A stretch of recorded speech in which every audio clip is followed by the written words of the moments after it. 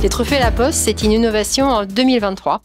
Ça s'inscrit complètement dans la stratégie d'accompagnement des fédés et des ligues, dans leur enjeu de fidéliser et de recruter des arbitres.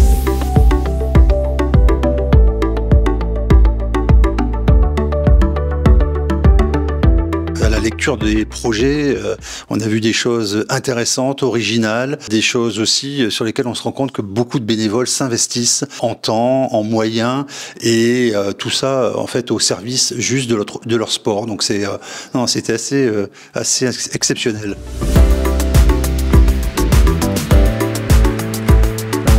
Je suis Béatrice Mathieu, je suis secrétaire générale du district de la Vienne depuis 2016 et présidente de la commission régionale d'arbitrage de la Ligue Nouvelle-Aquitaine depuis janvier 2017.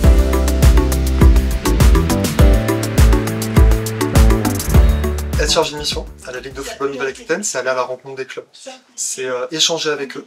Donc c'est fait dans un processus global qui est le label senior et qui permet de labelliser toute la structuration des clubs. Et dans ce label senior, on a une petite partie qui est une visite en arbitrage où on va échanger en fait avec les clubs, on va échanger avec les joueurs, notamment de l'équipe première, et qui permet d'aller faire de la sensibilisation à l'arbitrage, de leur faire se mettre à notre place, et nous, de notre côté en tant qu'arbitre, d'aller échanger avec eux et de comprendre un peu plus les problématiques qu'ils ont.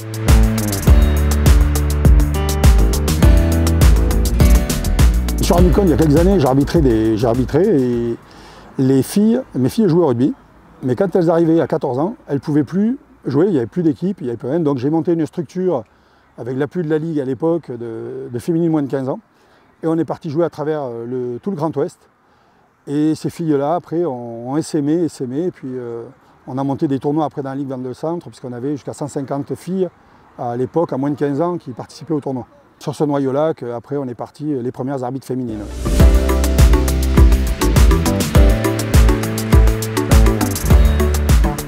Pour l'instant, on a 4 ACF qui sont issus de 2 leviers, en fait, le levier UNSS et le levier aussi sélection départementale, vu que nos sélections départementales, moins de 14, sont tout le temps accompagnées d'arbitres. Donc pour l'instant, c'est plutôt très positif.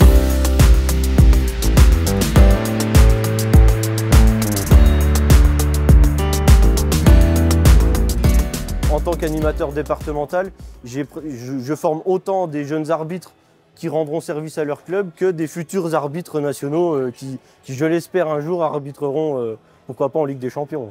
Les principales actions que je mène, c'est à toutes les vacances, donc à la Toussaint, février et à Pâques.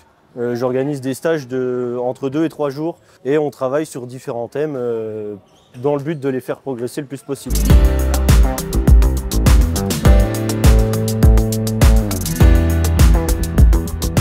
C'est le premier stage d'initiation à l'arbitrage pour les jeunes arbitres qui découvrent l'arbitrage. Tel que vous le voyez là, c'est les arbitres qui ont été recensés par les clubs. Et ensuite, on a un listing qui est fourni, on les récupère, on vient les voir, on analyse avec eux.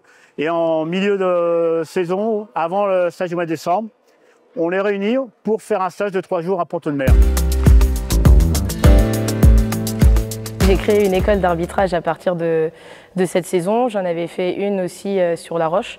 C'était un projet que j'avais dans ma formation d'entraîneur. Les résultats sont plus que satisfaisants. Sur 14 candidats, il y en a 5 qui sont passés officiels, qui sont rentrés en formation et devenus officiels par la suite.